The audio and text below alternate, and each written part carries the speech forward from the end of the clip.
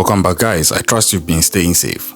Now, today's video is going to look at the details of what transpired between the Nigerian police and the now deceased suspect in the case of the missing two girls in Nigeria by name Andrew Ochekwo Amechi.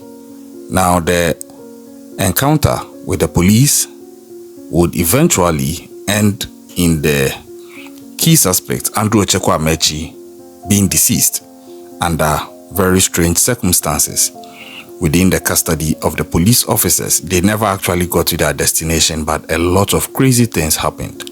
Now, bear in mind that Andrew Ochekwo Amechi is actually a British citizen.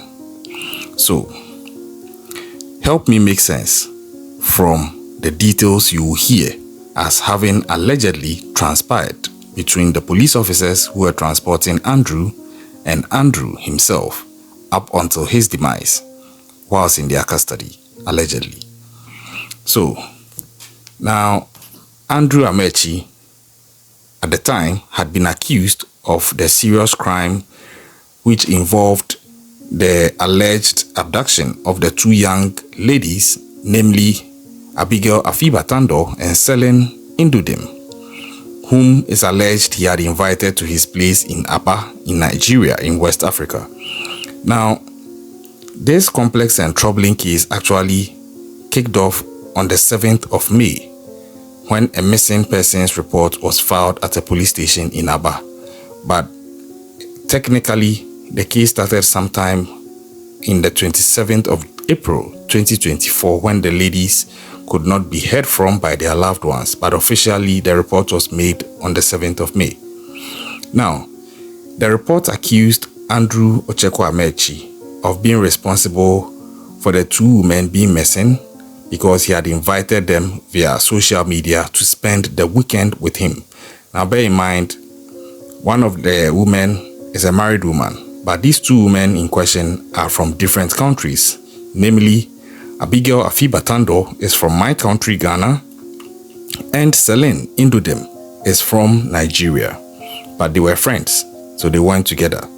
But it's unclear whether the Ghanaian lady was living in Nigeria at the time or if she traveled specifically for this meetup. Although rumors have it that she was living in Dubai with her husband up until this trip. Now, Andrew Ochekwo Amechi had been in communication with the Nigerian girl who would then request that Andrew pays both of them allegedly 1 million naira for their visit.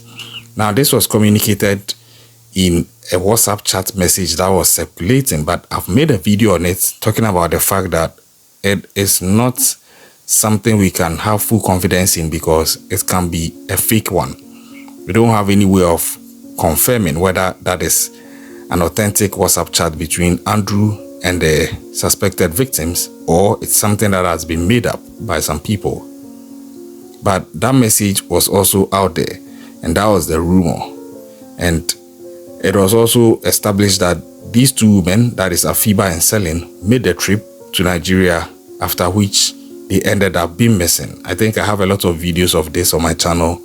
You can just go back in my playlist. I have a specific playlist for this case. You can get everything you need to know about this case right down to this particular one that I'm putting out. So, fast forward on the 7th of May, the police then visited Andrew Ochekwo Amechi's house to question him about the whereabouts of Afiba and Selen. And this is where things started heating up. Because initially, the whole story was based on two girls are missing in Nigeria. One is a Ghanaian, one is a Nigerian. But the moment a suspect came out, or the name of this suspect, Andrew, popped up, the heat started because he was the first and only suspect that they had to go on. And the pressure was mounting on the police to solve it because the family of the Ghanaian had also petitioned the Ghanaian consulate in Nigeria, the High Commissioner, and so the pressure was really on. Now, initially, after being picked up, Andrew refused to allow the police entry. But the police, being aware that Andrew Ochekwo Amechi was armed, took precautions, surrounded his house, and maintained their position until the next day. So it was actually a standoff for almost 24 hours between the suspect, Andrew Ochekwo Amechi, and the police. Now, eventually, they managed to arrest Andrew Ochekwo and handcuffed him at around 3 a.m. on the 8th of May, 2024. But during this confrontation, Andrew Ochekwo Amechi was allegedly sending messages to others to inform them of his situation. Now, the others here allegedly would eventually turn out to include one of his friends, Ben Samuel, who has now come out to say so much about this case, what Andrew was going through, what he did, and what he didn't do. I have videos on that also. Just check the playlist and you'll be updated. But after securing the situation, the police, however, did not immediately transport Andrew to the police station. Rather, they remained at his house allegedly until the following morning. But possibly due to the safety concerns about traveling at night could have been the reason why they did this. So maybe we can just cut them some slack. But then when they finally moved Andrew Ochekwo to the nearest police station, they decided to transfer him to the state capital for further investigation.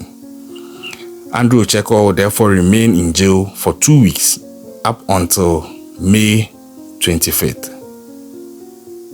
By this time, the two girls had been missing for 25 days and there was still no information about their whereabouts because Andrew was also allegedly not forthcoming with information when asked questions. The police then suggested to Andrew and his lawyer that this might be a case of self-kidnapping. So, technically, the police were trying to imply that the ladies had just faked the whole thing and nobody had taken them. Now, the family of the Ghanaian girl then filed a report with the Ghanaian embassy, prompting Abuja, that is the Nigerian police, to request that the name of the suspect and the suspect himself be transferred to the federal capital of Nigeria. From this point, a special team was then sent to a town called Umuahia to bring Andrew Ochekwo Amechi to Abuja. Now, this was where the whole craziness would start. It actually started with the first conclusion that the police had earlier made, that the ladies were faking that they were missing.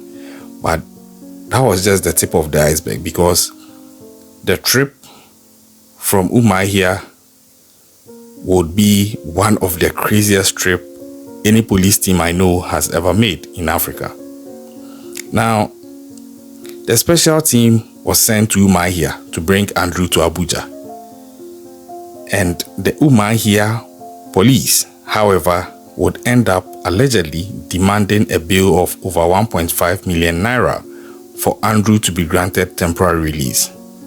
The police accepted the money and then followed Andrew to his house in Aba, where the two girls are alleged to have gone missing. But then it's alleged that instead of transporting Andrew directly to Abuja, they allowed Andrew, who is actually a key suspect in the case of these two missing girls, to collect some of his belongings. And then the police settled in his house and asked Andrew's staff to cook for them. After eating, they were ready to leave, and Andrew requested to drive his own car whilst following the police. Now, if this is true, I can't make any sense of it. The guy is supposed to be under arrest and under police custody. How come he seems to be like some high-profile guy who is actually being protected by the police and escorted by the police to wherever he's going, instead of being treated as a suspect? Now, surprisingly, the police allowed Andrew, who is actually a probable double homicide suspect, to drive his own car to Abuja, a Mercedes-Benz for that matter. Interesting. That is some countries in Africa for you. Now, the police from Umuahia, who came with the Abuja team, assisted Andrew to load his things to his car. And the things he loaded to his car actually includes his firearm, which he put in the trunk of his car. Now my question is, this guy is a suspect. Why are you even allowing him to have all these privileges to the point that you are also helping him pack his things into his private vehicle? And one of the things he's adding to his luggage is his firearm. And what is going on? At this point, it was just crazy. Now, in his personal car, one police officer would ride with him, and then they would then set off from Aba, ostensibly heading for Abuja. So at least after all this crazy and debacle things, you would expect that finally, if the trip has started, they should just go straight to Abuja, right? No, because instead of going straight to Abuja, they decided to first drive to a town called Uyo. Now, the police traveled in a white transit bus while Andrew Ochekwo drove his Mercedes with a police escort. Andrew Ochekwo was made to cover their logistics in terms of the cost, their fuel, and also their food expenses. Now, I'm asking myself, don't they have an impress they work with? And even if they don't, why is the suspect the one paying for all this? Is it because he was wealthy? It looks like, if this is true, it looks like the police were trying to freeload off of Andrew. That is a shame. That is a big shame. Additionally, it's alleged that they spent a night in Uyo with Andrew Ochekwo Amechi, the key suspect, handling the bill for their hotel accommodation. Now, after a day, it's alleged again that they resumed their journey, but instead of heading directly to Abuja again, they decided to stop in another town called Benue, so one of the officers could allegedly visit his girlfriend. Now, what is going on here? There is so much unprofessionalism.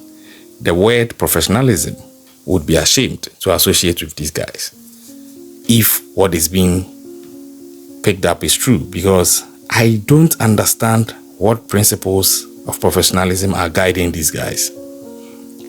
Now, they spent 2 days in Benue with Andrew Ochekwo continuing to still pay all their expenses. And all this time, bear in mind, the two girls, Afiba, Tando, and Selim Indudim, were still missing. Andrew Ochekwo would eventually express his frustration to a friend of his, Ben Samuel, stating that he had spent over 3 million Nigerian naira since leaving Aba with the police, and he had been on the road for 4 days for a trip to Abuja that should have taken only 8 hours. Ultimately, the key suspect, Andrew Ochekwo Amechi, would end up never arriving in Abuja, as the police allegedly unalived him under the story or explanation that he was attempting to escape. Now, this story raises many questions about the conduct and intentions of the police involved and the fate of the missing woman. But I don't understand a lot about this case. First of all, why was Andrew Ochekwo Amechi, being a key suspect, being rather treated like a victim who needed protection? 2, why is it that he had to be the one paying for all these expenses? 3, why were the police so unprofessional?